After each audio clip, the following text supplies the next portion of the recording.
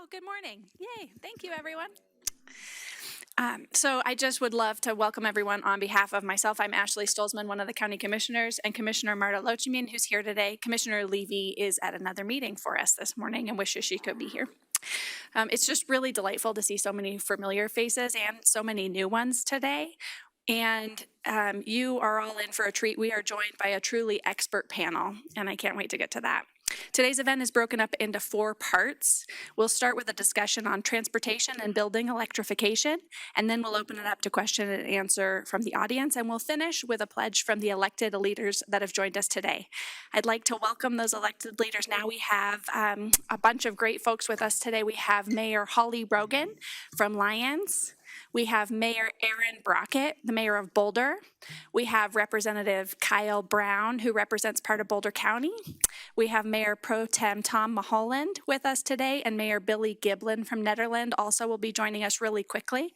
And we have Mayor Pro Tem Debbie Fahey from Louisville with us today. We might be joined shortly as well with some BVSD board members, Kitty Sargent and Lisa, oh, I cut out for a second, and Lisa Sweeney. And I also want to recognize Joe Negus's office is with us today, so thank you so much, Congressman Negus. And with that, I just want to say how special this is really to have everyone here today. We talk a lot about the climate crisis, and yet we don't see action that matches the crisis we talk about. And so we're really in for a treat to get to work together in this special place of Boulder County where we truly can make change together. Climate change is important to me personally because I've seen firsthand some of the devastating effects of climate change. I was the mayor of Louisville during the Marshall Fire, and our community has had to experience much pain and trauma because of the effects of climate change. So we've got to get to work turning that around, and the time is now. And so I will hand it over to one of our excellent staff members here at Boulder County, Zach Swank, to introduce the day.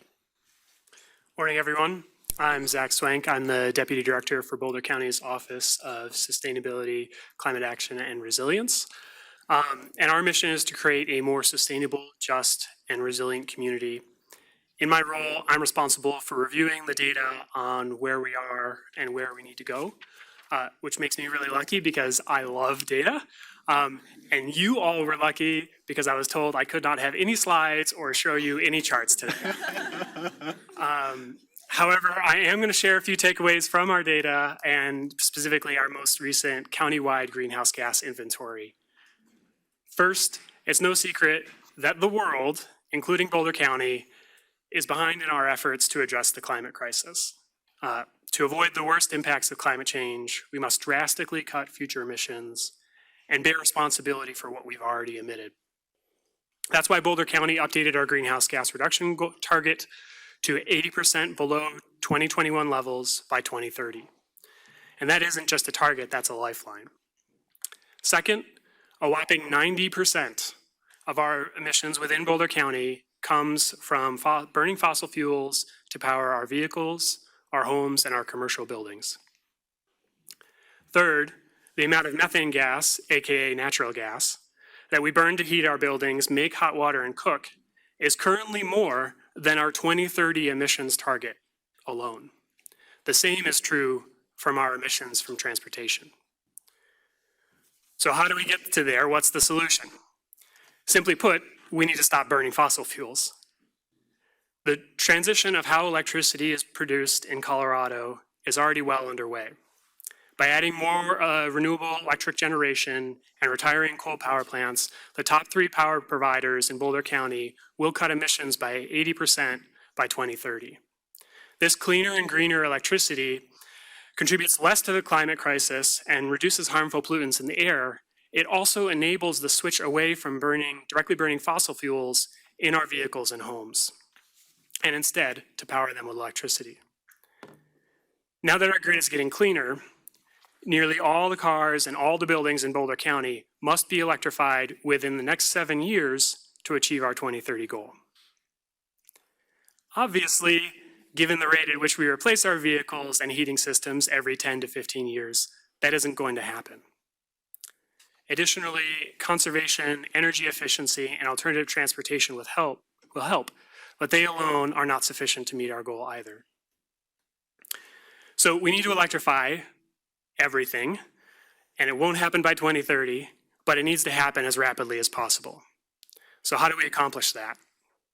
The solution involves making plans to replace things in our lives that burn fossil fuels and create indoor and outdoor air pollution with zero emission electric alternatives that are powered by clean electricity. For example, switch to an electric car or bike for a zippier commute. Upgrade your furnace to a heat pump to improve indoor air quality. Supercharge your cooking with an induction stove and protect your family's health. I personally walked this electrification path, installing a heat pump hot water heater, heat pump clothes dryer, which is my favorite type of heat pump, and an induction stove in my home, the whole shebang. I love the upgraded tech, but I have to admit the process was more challenging and expensive than it needs to be. From my personal and professional experience, I know there is much work to be done to make these technologies something that everyone can access and benefit from.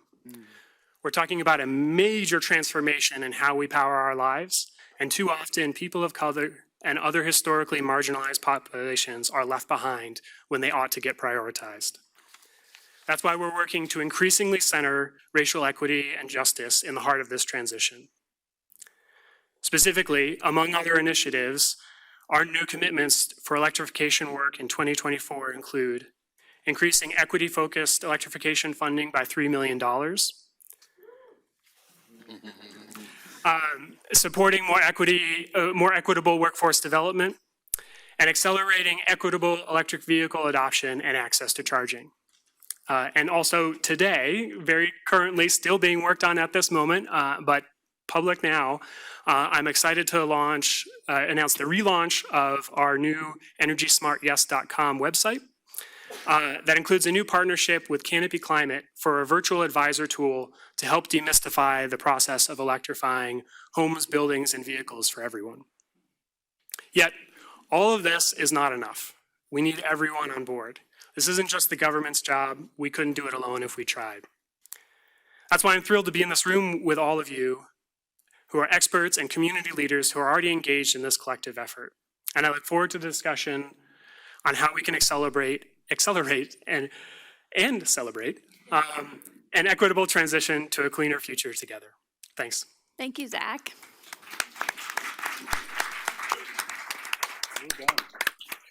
So I hope that frames the conversation for everybody on the urgency why we're here. And I want people to focus in on something that Zach said that was very important. And it is that historically the environmental movement has focused on white and wealthy people. And we will not be successful if we don't focus on people of color and leave Black and brown people out of it. We have got to do it right this time. So that was a key I want everybody to take away. With that, we're going to start talking on the panel. And I want to start off by welcoming Will Toor from the Colorado Energy Office, and I'll turn it over to Will to introduce himself. Thank you. It's great to be here this morning. I spent many hours in this courtroom in the past, and it looks so much better today. Great job. So I'm going to talk a little bit about what's happening at the state level on transportation electrification. And the last 5 years have been an incredibly exciting time for sort of policy work and investment in EVs in Colorado. When I joined the Polis administration as the Energy Office Director in January of 2019, literally my first day on the job, the first thing that I had to do was run over to the parking lot of the Alliance Center where the governor was signing his first executive order to advance transportation electrification. That really set the stage for the ongoing work over many years. If you were to look back 5 years ago, the EV market share, so the percentage of new vehicles in Colorado that were electric vehicles, was a little over 2%. As of the last quarter, we're closing in on one of every 5 vehicles sold in Colorado being an EV. So almost a tenfold increase in market share. And part of that is simply because of what's happening in the automobile market, that the range of electric vehicles that are available is so much broader. There are now EVs available not just for small sedans, but for sport utility vehicles and for pickup trucks, which we know are important in the Colorado market.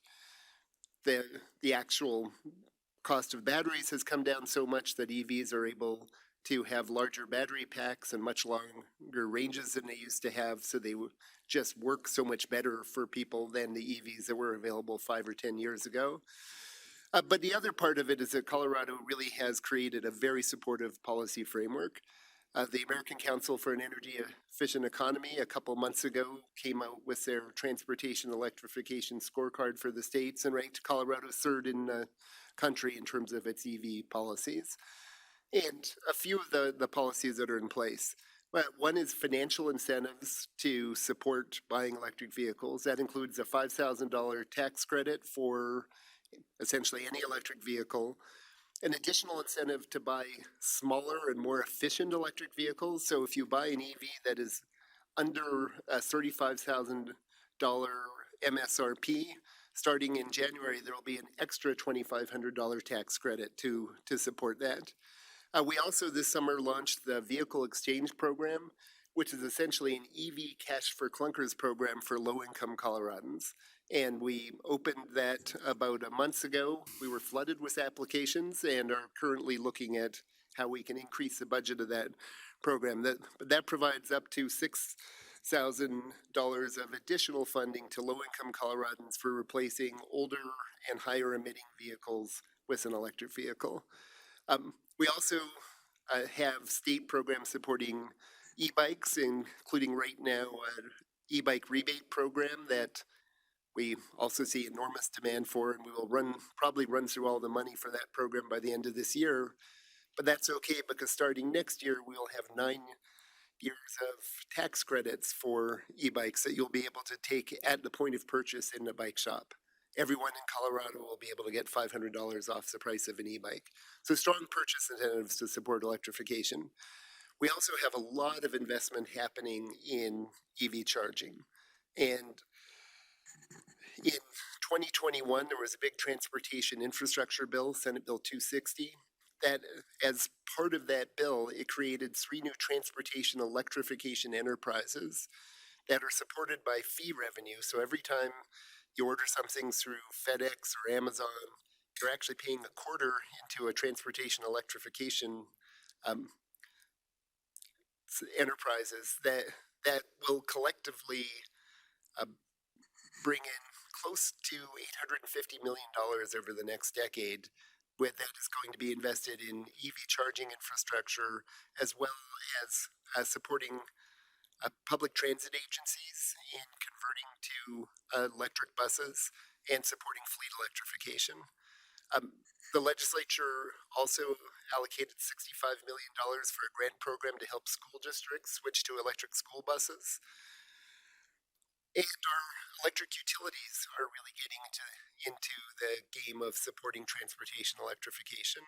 Legislation a couple of years ago requires our utilities to support widespread transportation electrification. And we're actually seeing hundreds of millions of dollars of investment being proposed to support EV charging. So we're going to have widespread EV charging across the state to make sure people can go anywhere they need to go. Lots more to say on this, but with that, I will turn it over to the next speaker. Thank you so much, Will. Can we get a round of applause for Will? Thank you very much. Next, I'd like to introduce Brandyn W. Bicknese from Xcel's Clean Transportation Team. And Brandyn, would you like to tell us about yourself? That's great. Yeah, thank you. And thank you for having me. This is a real honor. I'm excited to talk to you all about transportation electrification. And I think that's a great segue from what Will was talking about. And thank you for that recognition. Xcel Energy, along with some of our goals, has been asked in 2020 via Senate Bill 19077 to provide a transportation electrification plan, and that's really kickstarted a massive amount of investment from the utility in transportation electrification in Colorado specifically. So in 2020, we filed the first TEP. It's about $110 million worth of programs, and we can go through some of those programs. And it was successfully launched. We have several programs in market right now that help to support things like commercial electrification through EV supply infrastructure. We're building wiring, and we're building all the equipment that it takes to connect chargers. In fact, this morning I took a little trip over down the street, just a couple of minutes, and happy to check this out with anybody else in the room. But there's one of the CO fast charging projects through the Corridors program. We were able to provide infrastructure for and a parking ramp just a fraction of a mile away. Hopefully that's providing some good charging in the community. Why is electrification important? I think we've heard some great stuff from Zach, and I would like to add some things from the Xcel specific perspective. The first is that right now, today, an EV charged on our grid emits 55% less carbon than an internal combustion engine vehicle. And we expect that to approach closer to 80% as we get closer to our 2030 goals of 80% carbon reduction for the company, which are, we were one of the first utilities to look for that. I think it matches up well with the county's goals, and that's something we're very excited about. And there's some exciting news. As of June, we've eliminated since 2005 over 50% of those emissions. I'd also mention that as part of that, and I think generation resources were mentioned, but we've, over the last 15 years, been the largest installer by mileage of transmission infrastructure. So I think we're getting closer to that goal. On the transportation front specifically, electrification is going to allow us to help folks continue to maintain their ability and hopefully expand on their ability to access transportation. So to Xcel Energy, we have several ways of achieving that. I think one of the biggest things that we're focusing on has also been brought up, which is our equity-focused programs. So I think a really good example, and we'll go through a few programs, but we have a vehicle purchase rebate for income-qualified folks, which is for a used or a new EV. So you can get $3,000 on a used EV, $5,500 for a new EV. In addition, we have a home charger and wiring rebate, so it helps to install wiring in the home. These are residential programs. We also have something called EV Accelerate at Home, which is really exciting, where you can pay monthly. We provide a charger. We maintain that charger. The goal is to break down those barriers to adoption of electric vehicles, and I think we're making progress. But this TEP was, this Transportation Electrification Plan, was 3 years ago, and it was a 3-year plan, so we have a new one proposed now, which expands to over $400 million worth of programs. We'll see changes like expanded options for school bus electrification, working with TNC providers, so like the Uber and Lyft fleets and similar, to help to electrify those vehicles for drivers, and increased expansion of those equity-focused programs. And I jotted this down, but that equity-focused program expansion opens us up to 90,000 commercial customers and 650,000 residential customers. So those are folks that we would like very much to reach with our programs, and we take this very seriously. I think that's all I have, and I appreciate being here. Thank you.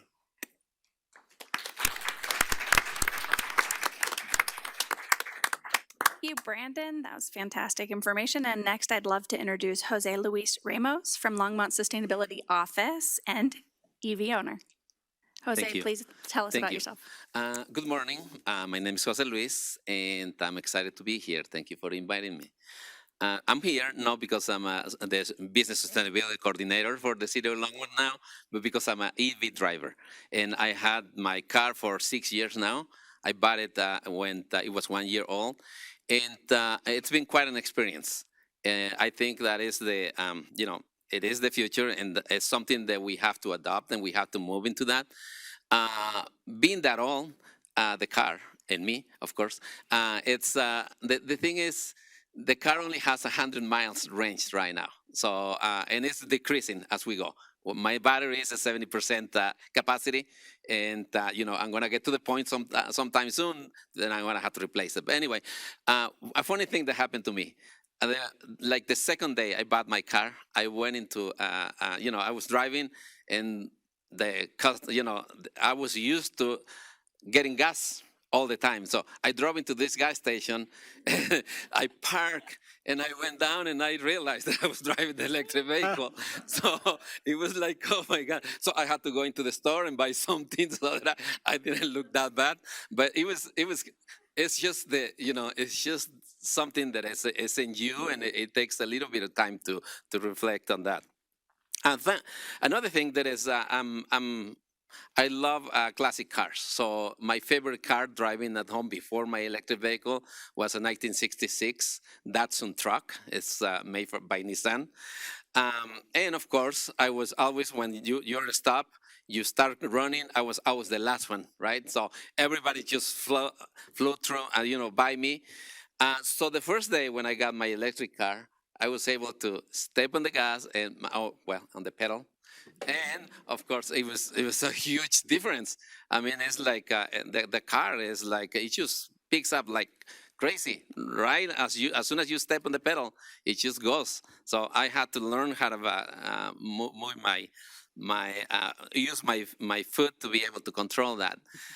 But it takes time. My wife suffers from charging anxiety, I guess. I don't know if that is a word or term. It's 100 miles. We go to Denver.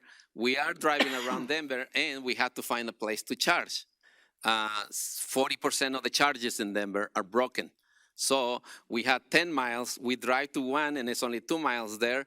It's broken. Then we had 6 miles, and then we go to the other station, and it's 3 miles, and until we finally find one that is working or that is open or the app works. So there is pros and cons, things that we need to fix. Also heard a lot about, it was mentioned here that we need to include everyone. And yes, please consider that. It is something that is necessary. Every time I see a Tesla commercial, I don't see somebody that looks like me. Okay, so the drivers are always different than me. And also, there is people, the Latino population around here, a lot of people have the buying power. They just don't get target. They just don't know. They don't see themselves driving a car like this. Okay, they don't understand. Also, I'm really happy that they mentioned about all the incentives, all those things. But information is not another language in some time. The application itself, we don't understand. At least from my perspective, before I went into this, I didn't understand what the difference was between a rebate and a purchase right there and get a discount. And I don't know if that exists or not. So those are things that we need to understand. We need to get that information so that we understand and we can be part of the movement. There's a lot of people. I've seen people from that live in a mobile home park, a contractor that went into the dealership, bought a $40,000 truck, cash in hand. He just gave it to them. So it's, there is, these contractors are making a lot of money, and they do have the purchasing power. It's just a matter of, taking the time to be able to put out the resources so that they can access those resources. And finally, I'll tell you a little bit about my experience purchasing the car. It was a car that was used 1 year. It was down in Parker, a very affluent neighborhood. Went in there, talked to the person. He looked at me and he said, "Are you interested in buying the car?" Yes. He came with me.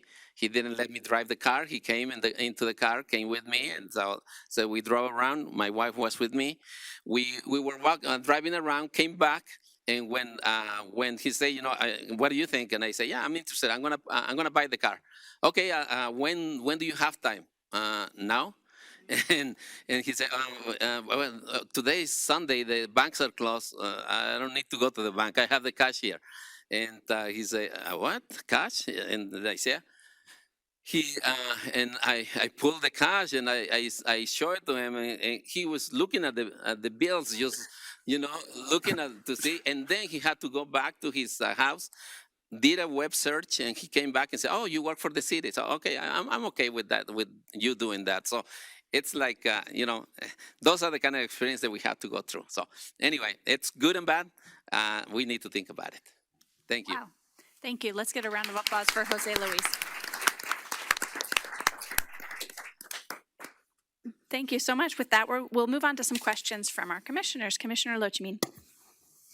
Buenos días a todos. Gracias por estar aquí con nosotros. Thank you, everybody, for being here. Good morning. First question is for Brandyn. I am curious, and thank you. You shared some of the support that Xcel is working on and demonstrating in regards to transportation electrification. And I was just curious about, I was actually thinking really similar to Jose Luis Ramos, who just set up my question for me, in regards to what Xcel's commitments and actions might be able to do to further address the equity programming that you were talking about. What other alternatives do you have for low-income folks throughout the state of Colorado that aren't rebates to create access? Oh, I love this. Okay, that's a great question. Thank you for asking. So first, I think the rebates are an important conversation, right? The vehicle purchase rebate is cash on the hood, and I think, we've heard some great feedback, Jose, about making sure that that's known at the time of purchase and making that as easy as possible. Cash on the hood meaning you get the money back when you go buy the vehicle. And we have some programs that also support dealership outreach. I think there's an opportunity here for that as well. We have folks on the ground working with dealerships to make sure their customers are aware. And the folks that are coming to the dealership maybe to buy the pickup might now understand that there's an option that's electric. So I think that, our outreach efforts, the impact that we have going to events, going to things like the auto shows, the state fairs, and telling people and really being out in the community and saying, like, this is something that we can help enable, is something that's really important there. Equity focus specifically, we have some commercial programs that are not rebates, that are specifically built to help to lower the cost upfront of charging. So that includes rebates for the folks that operate those commercial buildings. So this is like workplace charging or multifamily housing. Those rebates help to pay for the charging equipment, and then we can come in with our non-rebate program, EV supply infrastructure, and build all the wiring that it takes to get those chargers connected. So they don't have to worry about things like having enough room in the panel, which I think is a conversation we hear a lot, or having to upgrade the service. These are things that we can help to manage with them. And then through the folks that are income qualified, and now a broader group of equity focused individuals would interact with, helping them to electrify those buildings. What else? Air quality, I think, is also probably a huge conversation there. We know that there's a disproportionate impact on communities that from particulate emissions, from NOx and SOx from gas vehicles. We hope to get those off the road. And then we also work towards supporting things like electric school buses, helping to prevent folks from, like kids getting asthma. These are the things that, keep us really passionate about these programs. So hopefully that helps to answer the question. Great, thank you. Thank you. Thank you so much. The next question is for Will Toor. Will, you've been a leader in our community, mayor, commissioner, executive director, everything, community advocate. What are the most ways that Boulder County leaders, community leaders and advocates can support transportation electrification? You talked about how it's happening, but it's not happening fast enough on the time frame that Zach's talking about. So what's the most important thing we can do to support the transportation electrification, and what policies will be next in Colorado's transition, and will the state be looking at? So I'll start with the latter. So there are a couple of major policies that have actually just moved, including one last Friday, which are regulatory requirements on the vehicle manufacturers. So back in April, the State Air Quality Commission adopted the Advanced Clean Truck Rule, which will require manufacturers who sell large trucks in Colorado to gradually increase the percentage of those vehicles that are zero emission vehicles, either electric or hydrogen powered vehicles. And then on Friday, the state adopted the Advanced Clean Car Standard, essentially extending Colorado's clean car standards through the year 2032, requiring manufacturers each year to sell a higher percentage of electric vehicles. And it goes up to 82% by 2032, which a few years ago would have sounded insane. I'd have to say, like the idea that we would be at 80% EVs by the early 2030s, but it's now completely feasible, and we're going to get there. And we actually, when we first adopted zero emission vehicle standards in 2019, it was super controversial. We were sued by the auto dealers. This time around, the auto dealers were there in support of the rule. I mean, the world has really changed in the last several years. So those are, I'd say, some of the most important policies that have moved recently.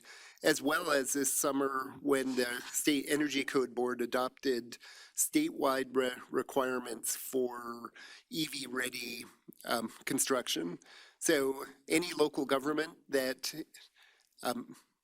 adopts the new building code will be required to adopt minimum energy codes that include EV-ready requirements for residential and commercial construction. And starting next spring, we're sort of accelerating that for multifamily because it's so important to have access to home charging, and it can be really hard in multifamily construction. So starting next spring, there will be a statewide minimum code requirement for 60% of spaces in new multifamily housing having some sort of pre-wiring, and it's sort of complicated, but some sort of pre-wiring to make it easy to install EV charging. So those are some of the key policies that have moved recently. I think the next big one is really going to be the Public Utilities Commission consideration of the Xcel Transportation Electrification Plan. You know, $400 million is a huge investment in EV infrastructure and programs, and so that's going to be a really important one.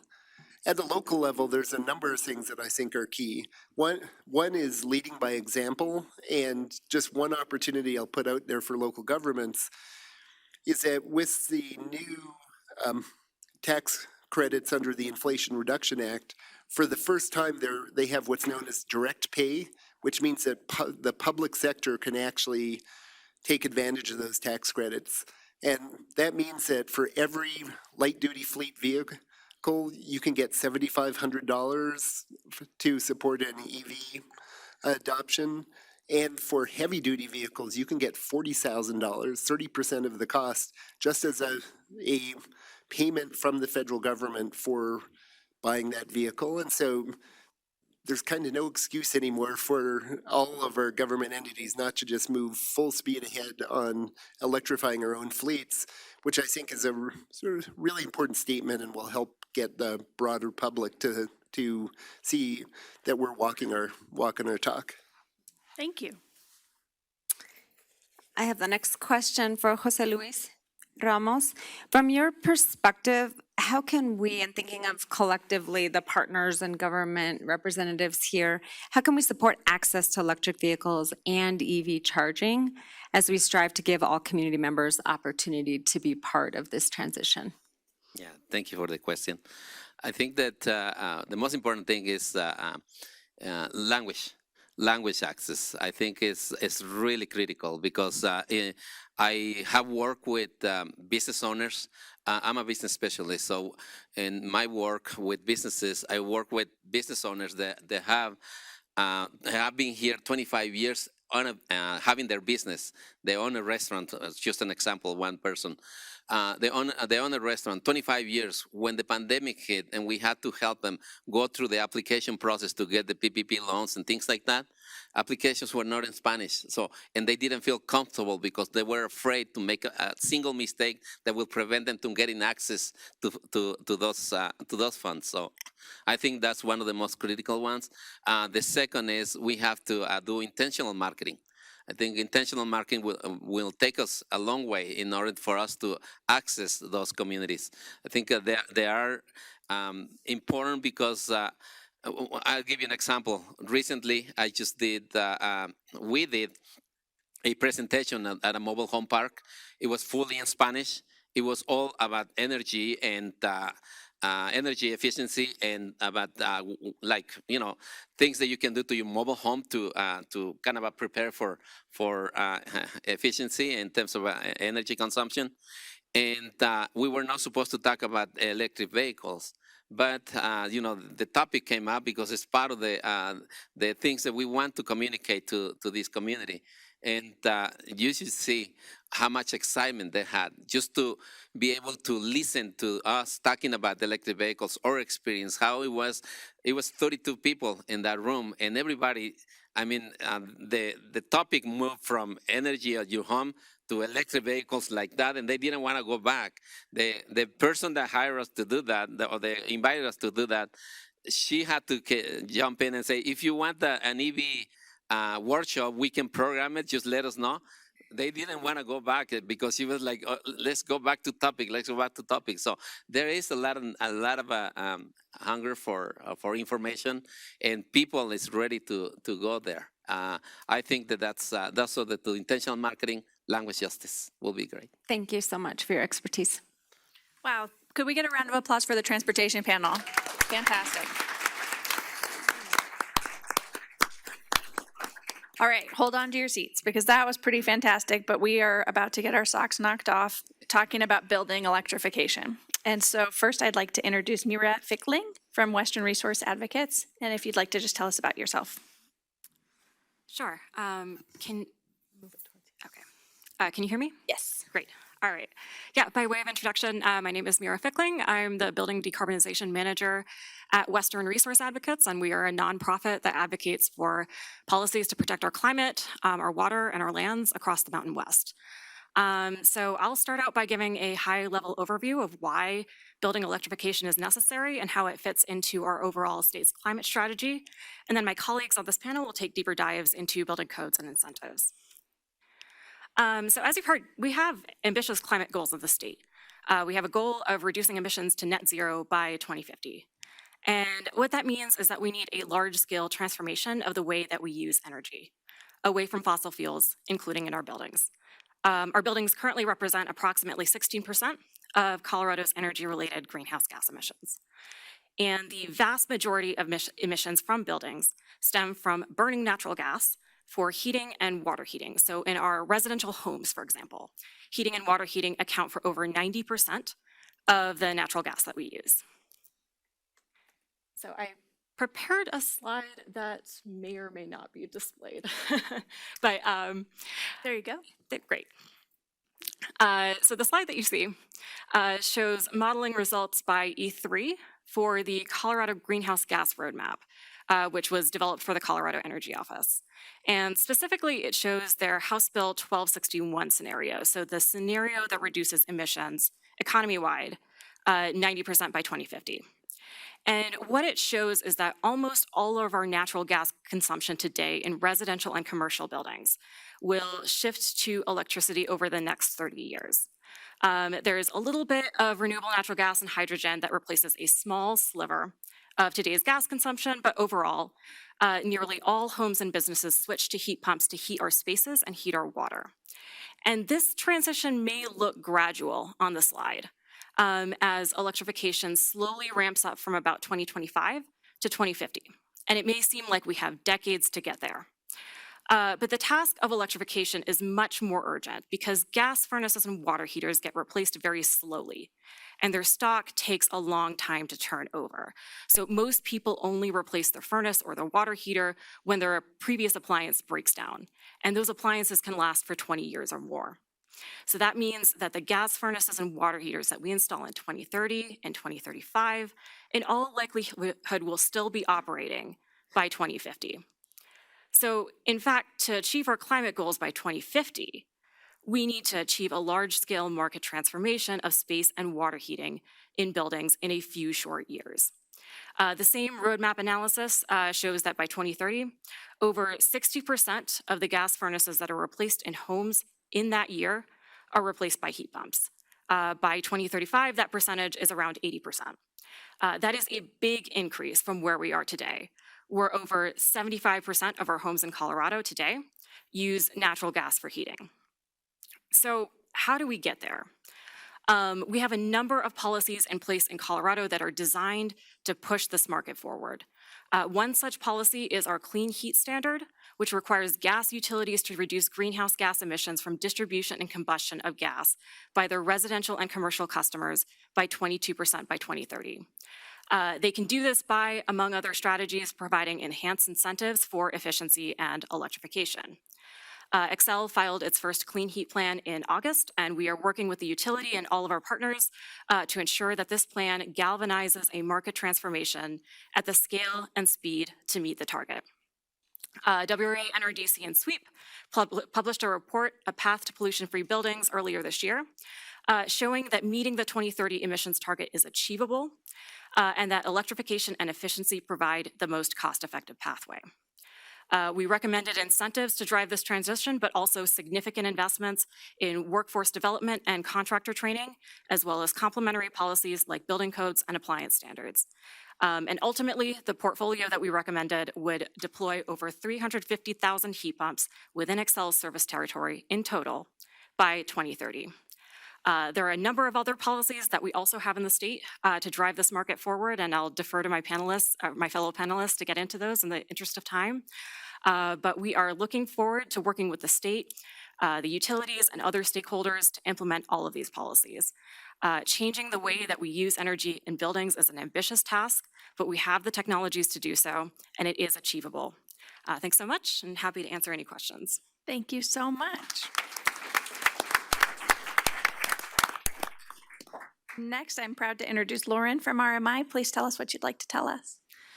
Hi, everybody. My name is Lauren Reeg. I'm a senior associate at the Rocky Mountain Institute here in Boulder, where I do building decarbonization policy and federal funding implementation. RMI is a nonprofit that works to decarbonize the energy sectors across the United States and globally. I personally work on the carbon-free buildings team, where we're really trying to drive residential and commercial electrification, but kind of in the frame of a whole home retrofit. So a whole home retrofit is really thinking about what does a house need holistically so that it is affordable, so that it is clean, decarbonized, safe to live in, healthy to live in, and frankly, comfortable. So building electrification is the core of a whole home retrofit, basically swapping out gas appliances like a gas stove and a gas furnace to efficient electric alternatives like an air source heat pump or an induction stove. Building electrification is going to be really critical for Colorado and Boulder County as we try and meet our climate goals. About 30% of the state's emissions come from buildings, and over 1/3 of that is from burning fossil fuels within buildings. So that's a really significant portion of the emissions the state is emitting that we're going to need to address to meet these goals. In addition to building electrification serving our climate goals, they're also going to serve our air quality goals. So gas appliances can pollute indoor air quality and it can worsen outdoor air quality. The national average is we spend about 90% of our time indoors. Now in Colorado, I suspect that number is a little lower because it's such a cool state to be outside in. But it's true that we spend a lot of time indoors. So polluting through gas cooking equipment, our indoor air quality can be really hazardous to the health of our residents. There's a meta-analysis that was recently published that finds children living in houses with gas stoves are 42% more likely to experience asthma symptoms than children living in homes with electric stoves. Now that's a really striking number, and it really illustrates how important building electrification is to air quality within the home and outside of the home. Now there's really critical benefits to building electrification, but it must come with a whole home consideration. So in addition to building electrification, in order to make it feasible, we need to consider health and safety issues within the home as well. We need to make sure that there's electrical wiring has been repaired, the roofs are up to date, that there's no asbestos and lead in the home. These are really critical and often more important to people than what their appliance is at the first take. And also without these repairs, sometimes people can't even get incentives to electrify their home. In addition to that, we really talk about energy efficiency, making sure the envelope of the home is air sealed and well insulated. This reduces the energy use in the home to make sure that it's affordable to electrify. And then the third thing we really try and pair with electrification is renewable energy, making sure people have access to clean, affordable electricity, whether that's on-site renewables, community solar, or just making sure people are in the right electric rate class with their utility. Pairing all of these together, although not every home is going to need every single one of these, pairing these things with electrification is really critical to making sure that a home is affordable and safe to live in when electrifying. Now, as I said, there's some really critical benefits. Electrification can make indoor and improve indoor air quality and stop worsening outdoor air quality. It can drive down utility bills when we're pairing it with renewable energy and envelope efficiency, it can make a home safer and more resilient to live through during the cold winters and the hot summers here.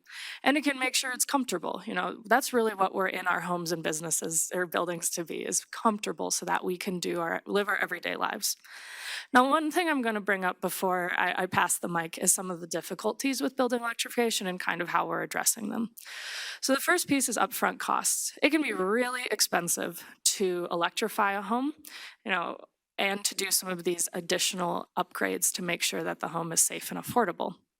However, we have incentives that I'm excited to talk about later if there's questions on them, from the federal government, the Inflation Reduction Act, the state and programs across the state, and utility incentives that are here to serve people so that it is more affordable at the jump to electrify a home.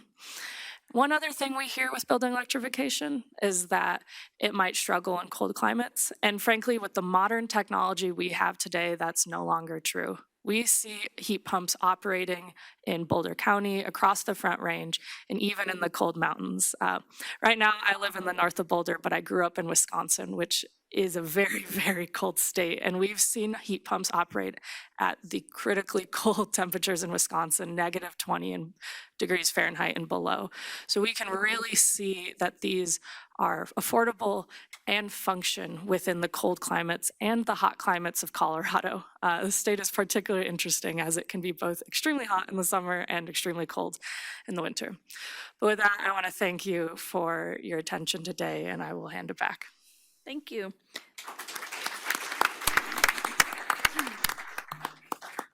Next, we'll hear from Christine Brinker from Sweep. Christine, please tell us about yourself.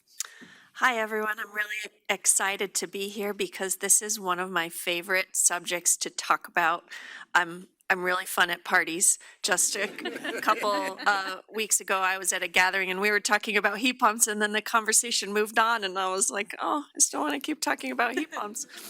I work at Southwest Energy Efficiency Project, and our main office is about a block and a half from here, but we work all across the Southwest states, and we like really diving into policy details and policy weeds, and trying to find those policy solutions where it makes economic sense to do the most environmental thing, but then also pushing the envelope and going one step beyond that.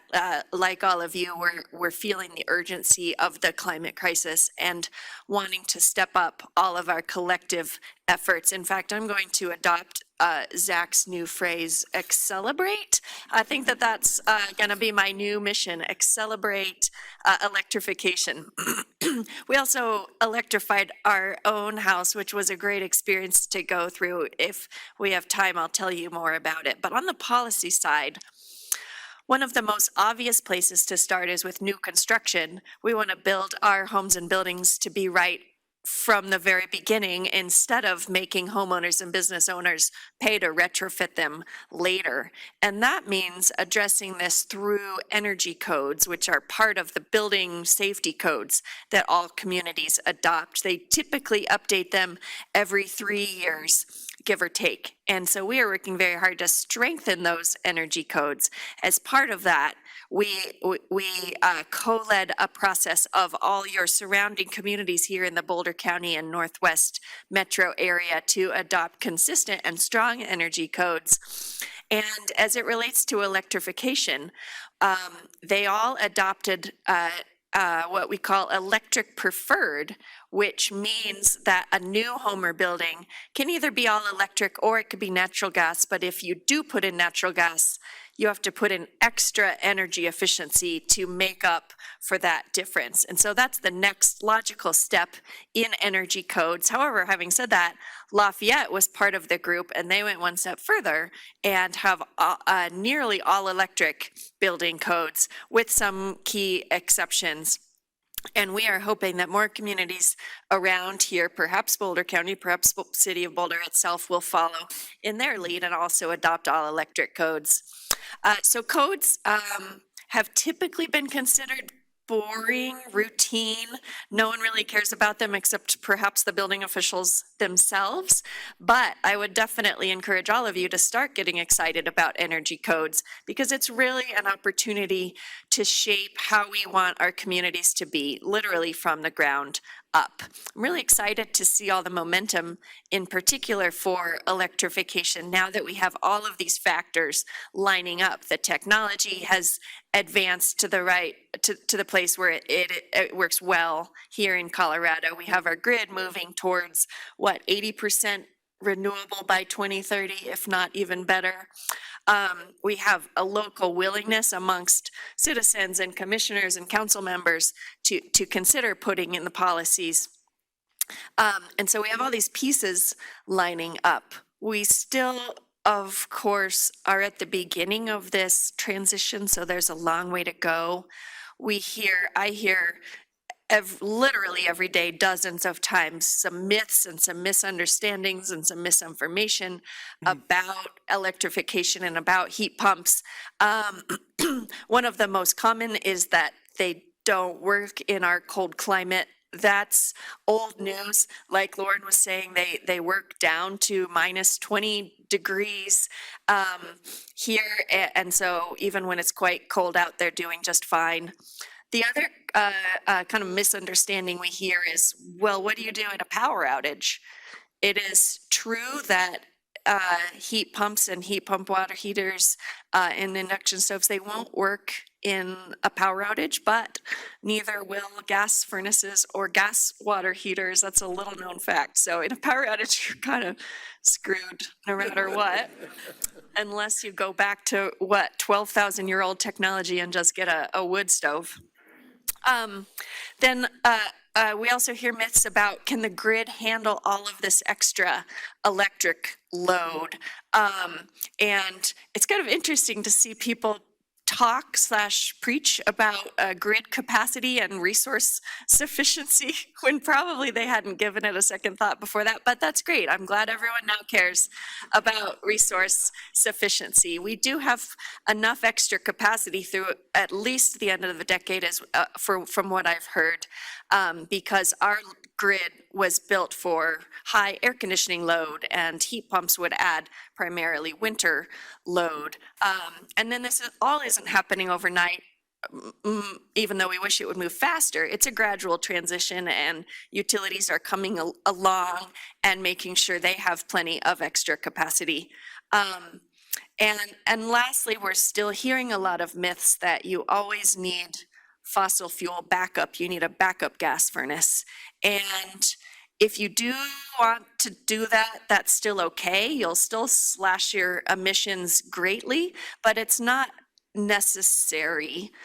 We don't have gas backup. It works great. I think it's still being recommended partly because contractors are not as familiar with heat pumps. We're working hard on that particular part of the problem, but they just want to make sure they're covering themselves, and they probably also don't mind selling an extra piece of equipment, an extra new gas furnace alongside it. But we are working on all of those issues.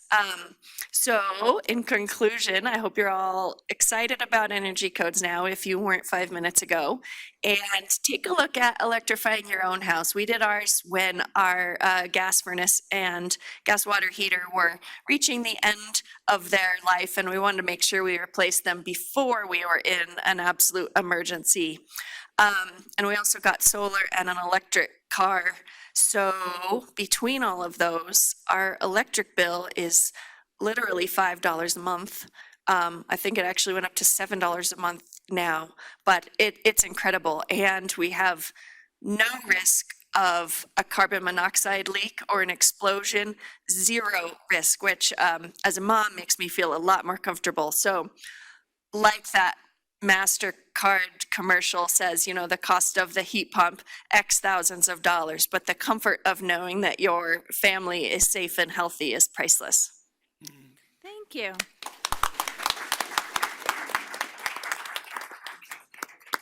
Next, I'd like to extend a warm welcome, and I'm proud to introduce David Takahashi, a resident and Go Electric Colorado rep.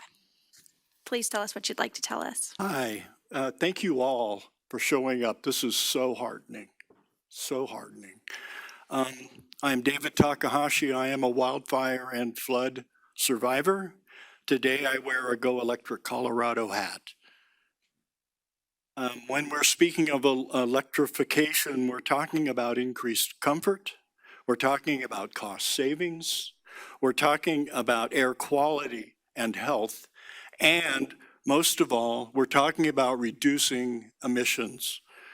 Climate disruptions are more frequent and more intense. We have wildfire season all year, and it is attacking suburbia. And there's this idea of the Earth Overshoot Day. It's the day in the year where we have exceeded the carrying capacity of our Earth. In 1972, this was Christmas Day.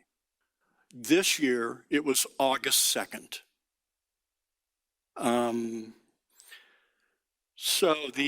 We have a prescription for getting us away from the cliff we're looking at, and it's called the International Energy Agency's Roadmap to Net Zero by 2050. And their prescription is to retrofit 2.5% of our existing building stock each year to get to net zero by 2050, 2.5% per year. So in terms of Boulder, we have about 120,000 dwellings. In Colorado, we have 1.1 million. And in the US, we have 143 million dwellings. I have actually done a retrofit of a 60-year-old Martin Acres ranch home. It was built in 1954. We started with a HERS rating, that's the Home Energy Rating System rating of 190, which means we're twice as bad as a current home built to code. And we ended up at -50, which is net positive. We fully electrified, we removed the gas line, we island behind the meter, solar and storage, meaning the grid goes down, we go up. It took 4 years, and we reduced our carbon footprint by 87%. Okay, so why aren't more people doing this? Well, I think there are 3 factors. One, it costs too much, or the perception is that it costs too much.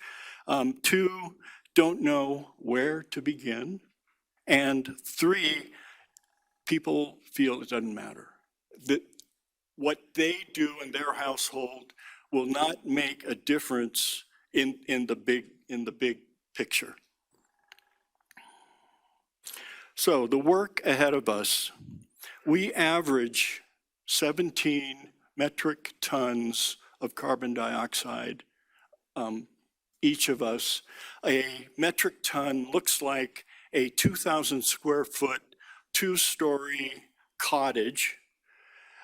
If you take that 17 high, it's like a 34-story cottage.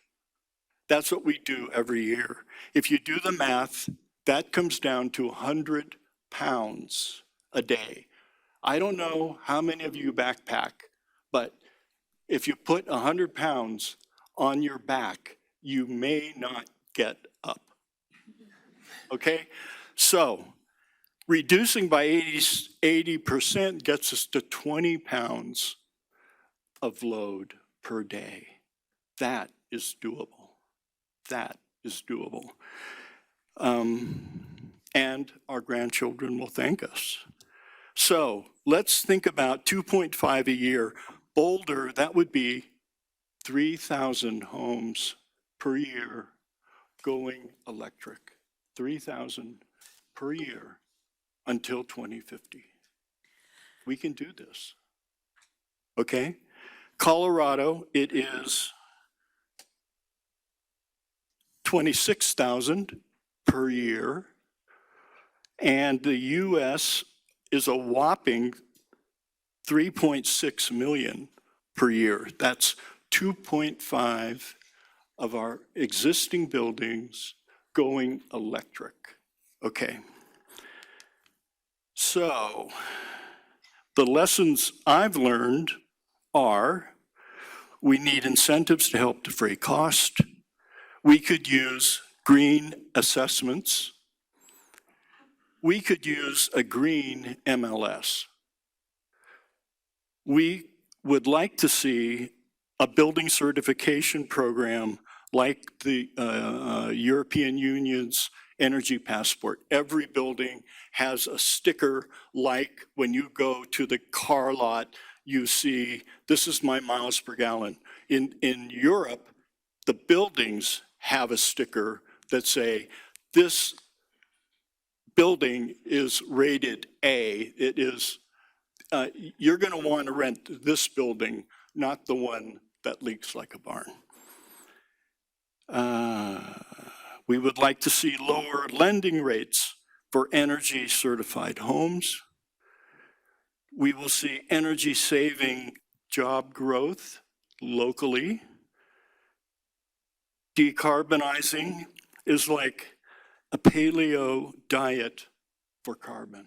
Thank you so much, David. That's fantastic. I love it. And we'll end there so we have some, make sure we have time for community questions and comments. If we could get a round of applause for David.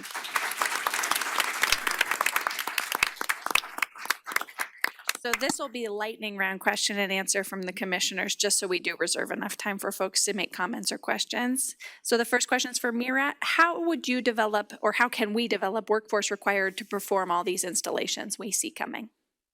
That is a really good question. I'll say that when we interviewed stakeholders for the report that we published earlier this year, workforce shortages for heat pump installations were one of the really key issues that virtually everyone we talked to brought up. There are a lot of HVAC contractors in Colorado that actively discourage heat pumps or just don't install them. I'll say a lot of my colleagues and I have experienced this firsthand. I was told by one contractor, for example, that I interviewed for a heat pump installation in my home, that Denver was too warm for cold climate heat pumps, which is a new one. So, I mean, and the problem is fundamentally HVAC contractors. These are small businesses, and they're operating with really tight margins, and so it's a risk-averse business. So we need policies that not only increase contractor familiarity with these technologies, but also make it worth their while to switch. I think the state of Maine provides a great model for this. So their state energy efficiency nonprofit, Efficiency Maine, makes its incentives very quick, very easy for contractors to access, and they've had a lot of really good success ramping up their heat pump program. So, for example, they had a goal of deploying 100,000 heat pumps by 2025, and they achieved that goal 2 years early. So this has been a really successful program, and a lot of it has to do with the speed and ease with which contractors can access it. So for example, virtually all of their incentives are paid out within 2 weeks of receiving a contractor invoice, which again is essential for a small business running on tight margins. They also have a contractor search function that ranks contractors by number of heat pumps installed. So not only does that make it easy for customers to find like who is most experienced at installing these, but it also provides free marketing for the contractors that are most prolific at installing heat pumps. So that's been really successful. I think there are also some really great private sector models for deploying heat pumps. So there's a company, I believe it's based in Boulder, Elephant Energy, that provides a one-stop shop for electrification. So it partners with a network of contractors. It standardizes sizing and quality control for heat pump installs. So it reduces the risk to contractors in that way. It also sources the equipment, provides the working capital. So, again, reducing that risk and reducing the barriers for contractors to participate in these programs. So, Thank you, Meera. Thank you so much. Next question's for Lauren. You talked about federal funding in building electrification and mentioned affordability. Can you speak to the incentives that we'll see here across Colorado? Yeah, I would love to talk about how we can save people money. So there's a couple of incentives across the state that people are eligible for electric appliances, but also for energy efficiency and renewable energy. First, start thinking about the utility. So here in Boulder, we have Xcel Energy, and you can get about $1,000 for an air source heat pump, which is a good chunk of change. In addition to utilities, there's state funding. So the state just passed a law that there's now a 10% state tax credit on air source heat pumps and heat pumps in general. So when you buy your heat pump during the tax season next year, you can get a 10% of the heat pump funds will come back to you as a state tax return. In addition to that, there is also federal funding. So the Inflation Reduction Act just passed, which about a year ago, which is really exciting and is some huge funding opportunities for people to electrify. Right now, there are tax credits live. So any installation right now, you can get a tax credit for on your federal tax returns. So you can get about $1,200 for a heat pump and even more money for energy efficiency and renewable energy installations on your home. In addition, the federal funding is going to include rebates. Those are not live yet. The Colorado Energy Office is working on getting those up next year, but you could get up to $8,000 for a heat pump installation, which is a really good chunk of change. And then in addition to that, the state provides some financing options. So there's the Renew Loan Program, RENU, which does financing for clean energy projects. So there's a lot of different options out there. And, potentially you could see up to $10,000 in savings off a heat pump. But something that's really critical to think about is how do you stack these funds or combine them for one installation? So you could use your Xcel utility rebate plus a federal and state tax credits, plus potentially a rebate, all to add up together to reduce the cost of your project to make these more affordable. And that can be tricky to navigate, and that's something the Colorado Energy Office and partners are working actively to help address. So that's some of the incentives. I tried to keep it quick, but really great opportunity to reduce the costs of some of these projects that can be expensive to make electrification feasible. Thank you. Thank you. David, you talked about reducing your carbon footprint by 87% yourself. Do you have one or two pieces of advice that other residents could hear and learn about decarbonization? Sure. I'm going to show you. This is a infrared camera. And wherever it is cold is blue, and wherever is warm is red. So what we did was we found where it was blue, and we took out our insulation and ceiling and sealed it to where it wasn't blue anymore. And this is the key. The key is that we reduce our demand in our homes to the point where we can electrify and right size our facility. So the weatherization using tools is, and the second thing I'd like to say is we have places like Go Electric Colorado. We have Energy Smart, and we have the County PACE program. These are going to be your friends. Okay? Thank you so much. Thank you. Christine, we talked at the beginning and throughout the presentations today about making sure racial equity and race is at the forefront of our work. Can you tell us how you think Justice 40 policies will shape our outcomes? Yes, Justice 40 considerations and making sure all our climate policies also work for low-income households. It usually boils down to first cost and this idea that it is unaffordable to do the right thing. And I am getting so tired of this conventional wisdom that it's okay if low-income families live in absolutely the crappiest, lowest quality houses that are leaky, that are drafty, that are unhealthy, that are too hot or too cold, that have sky-high energy bills, that are located in polluted neighborhoods. So this idea that it's too expensive, I think the way we're doing it now is so much more expensive, thinking broadly, and so much more harmful. So I would like to move away from only a focus on short-term profits and quarterly profits and move towards a greater focus on healthy people and clean air and clean water and vibrant communities. So that's front and center in all of our considerations about electrification and in energy codes, is making sure that we're building our houses to be right in the first place so that the actual people who live in them have lower energy bills and are healthier overall. Thank you so much. Thank you.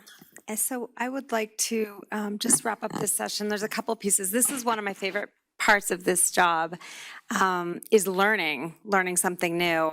We heard a couple different things today, and I appreciate the challenge of how do we change our own fleets and model electrification, and about opportunities and the necessity really to intentionally include non-English language dominant consumers and residents in the work that we do in the state of Colorado. I learned about a heat pump dryer this morning. I use the sun, and I still put my clothes out on the line.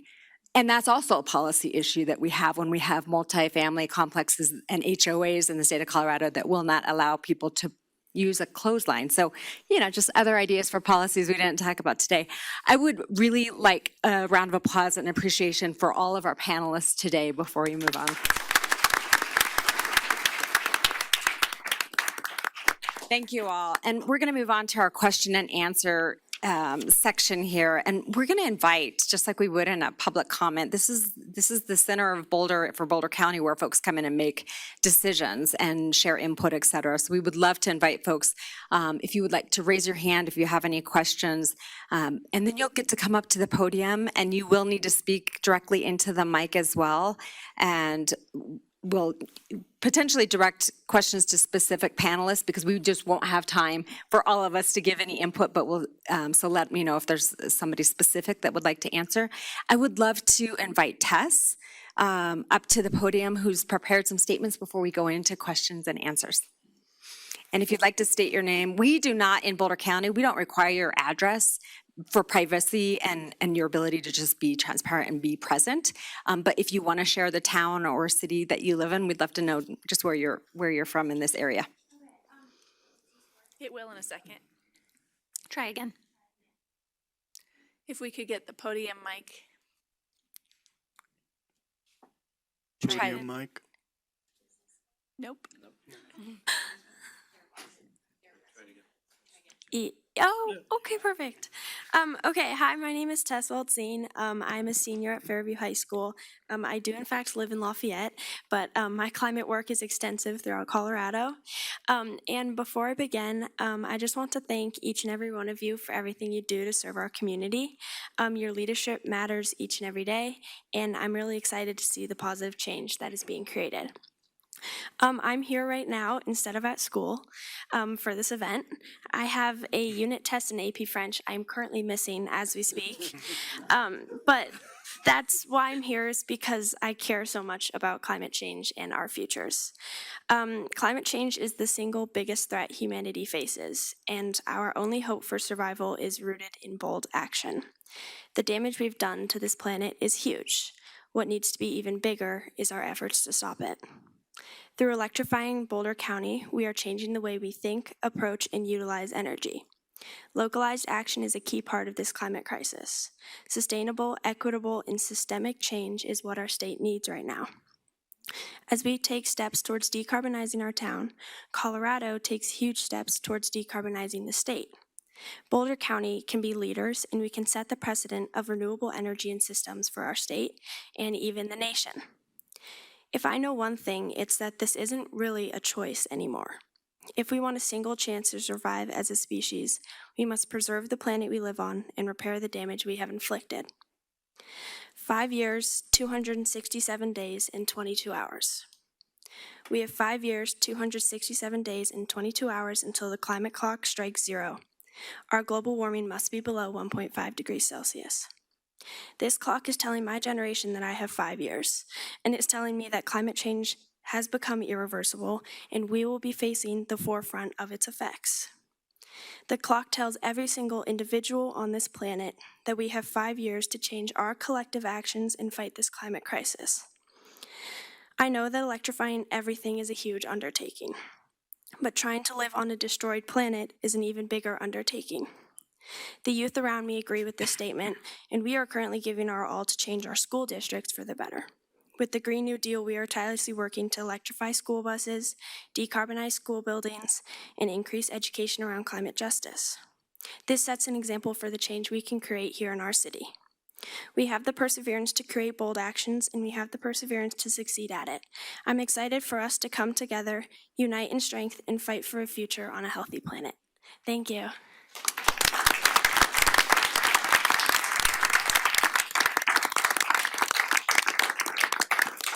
Tess, thank you for your call to action. Who else has a question? Oh, come on up.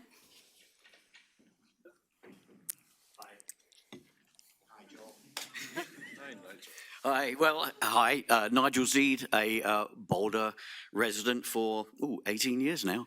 And I guess it's a bit more of a statement, but we do not often get this opportunity to speak to so many people. You can do it on LinkedIn, you could do it on Facebook, but how fortunate we are to all be here. And we are the choir. That's the first thing. We are all a choir. And so we need to be going out and talking to a lot of other people.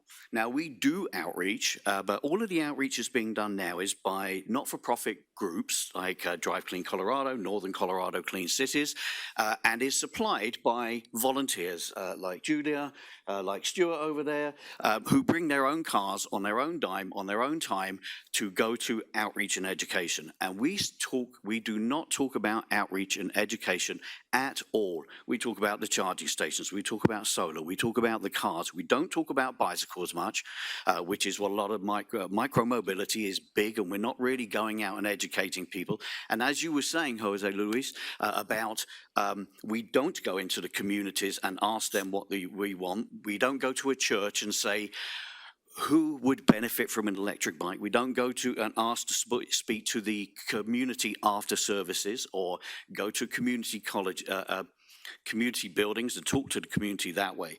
So there's so much money available, as Brandyn said, I mean, ridiculous amounts of money, but we scrabble, us volunteers, we scrabble to get $100 here or there to give out some pizza to people or to do an event somewhere. And also we always wait until it's Earth Day and it's Drive Electric Week, and then we go out and we do an event. Valentine's Day is not the only day I tell my wife I love her. It's every single day. And it's exactly the same with driving electric. We should be doing it every day. We should be doing lunch and learns at all the local businesses through the Chamber of Commerce. We should be doing events every single weekend, not just Farmers Market. We should be on 29th Street Mall. We should be down everywhere that there's a throughput of people that can walk past and see us. So my appeal, I guess mine is more of an appeal to all the people that are behind me, to think about, can you spare some a car or some cash to help us grow our educational side of it? It doesn't matter how many cars we make, how fantastic they are. If people don't understand them and know about them, it's a moot point. And we spend a lot of money on the cars. And that's a whole nother thing, which is we're talking about inexpensive cars. There's no such thing right now except a Bolt and a Leaf. And you can't get either of those. So it's pre-owned ones. We don't build what people need. We don't have minivans. We don't have small pickups. We don't have small workers' vans. We don't have small passenger vans like for my kids, a special need, small bus for her. So if you guys have got any funding that you want to fund us to go and do the job every day of the week, we are glad to do so. But the opportunity to speak to you all is just awesome. And some of you know me. I've been doing this since, I've been selling electric cars and educating since 2009. And we are still having to answer the same questions that we got in 2009. We need to advertise better. We need to maybe make PSAs that we can put on local TV that actually educate, don't just, dare I say the word, titillate with, oh, look, pretty cars. We need to be talking about what can that car do? How far can you drive? It's 160 miles to Kansas. Most cars will do 260 miles, so it's really not an issue. So if you'd like to contact me or any of my team, my friends, they're not my team, we're just a group, but be happy to help you. Thank you. Thanks, Nigel. There's a question in the back. Looks like there's a question in the back if you want to come up to the podium. And we are not going to be able to answer all the hands that I just saw go up, so I just want to say thank you. Thank you. What a great panel. I really appreciate all the information you shared and all the work you have been doing. My name is Ning Mossberger-Tan. I am a Boulder resident. So my question is that with all these complicated sets of federal credits and state credits stacking up, all this available, people are going to be very confused, right? I mean, I don't know all the stuff that's happening. So I just wonder if there is a mechanism for people to get answers to these questions. Like, for example, do you have like a hotline or like real-time chat that people can get access to this information and make sure that there is someone who can speak Spanish? So. Thank you for the question. I'm going to ask our Office of Sustainability, Climate Action Resilience, Oscar, for folks who don't know that reference, and our director, Dr. Susie Strife, is in the back as well, but I'm going to pass that question to Zach. Yes, we do have that. It's called Energy Smart. The website is energysmartyes.com. The phone number is 303-441-1000. Let me double check that phone number, but I say it so much, it didn't sound right today. But we have a team of advisors that advise in both English and Spanish. The website that I mentioned earlier in my earlier remarks is currently going through final stages of revisions, getting retooled to focus on electrification. And we have just launched today a virtual advisor tool where you can go online, fill out information about your home, specifics of how you heat your home, what appliances you have, what you're interested in, and it will connect you to the exact incentives you're eligible for. So whether through the website, the online tool, calling us, emailing us, we have that service, and we're constantly working to streamline and simplify and demystify the process. I also want to mention the folks who are here from Go Electric Colorado. Would you raise your hands? So like the group that was mentioned earlier for EVs, these are volunteers who have electrified their homes that are happy to speak with you, to show you their homes in many cases, to go to your home, to do a consultation and talk about their personal experience. A lot of people ask, what does a heat pump hot water heater sound like? Those folks all have them and they can tell you exactly what it sounds like. So yes, Energy Smart, energysmartyes.com. Thank you, Zach. Appreciate that. And I apologize because I've gotten the hook already on the timing. So folks, panelists invited to stay to respond to questions out in the lobby. And I want to just thank everybody for the participation. I'm going to turn it back over to Commissioner Ashley Stolzmann. All right. Well, thank you so much for the questions and answers, and please do stay. So we talked about a lot of things and collective action that's necessary. And one part of that collective action is really having political will and political leaders. So I want to thank again the political leaders that came today. And we've invited folks to participate because as elected officials, we represent our communities and the commitment to tackling the climate crisis. And so I'm going to read a pledge aloud, and then elected officials that feel moved by today's presentation and would like to commit to the pledge are going to come up and we'll all take a photo signing it together. And so the pledge we'll be signing says, as a dedicated leader in Boulder County who's deeply committed to solving the climate crisis, I wholeheartedly pledge to relentlessly champion an equitable transition to clean, electric transportation and buildings. I will tirelessly strive to secure the necessary resources, advance bold policies, and back programs that accelerate this transformational change. Today, I stand shoulder to shoulder with my community fellow leaders, dedicating myself to do whatever it takes to electrify Boulder County, setting an inspiring example for others to follow. Together, we can create a just, healthy, and safe future for generations to come. And so Commissioner Loachamin and I are proud to come down and sign it with the rest of you all.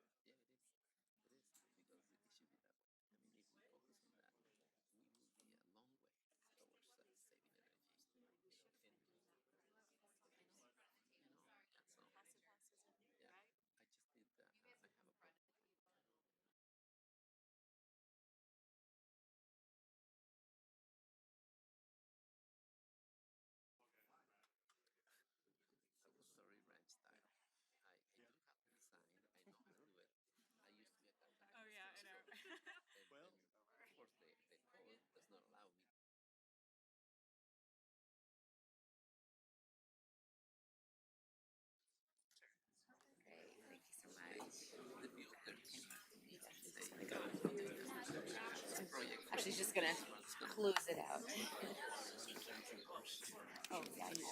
All right, thank you so much to all of the guests for coming today. Thank you to the panel, and very most of all, thank you to all of you.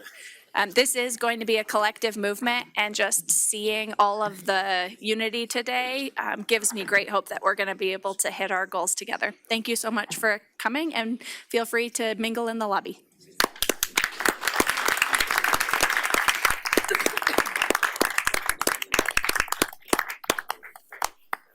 Yes, Lois.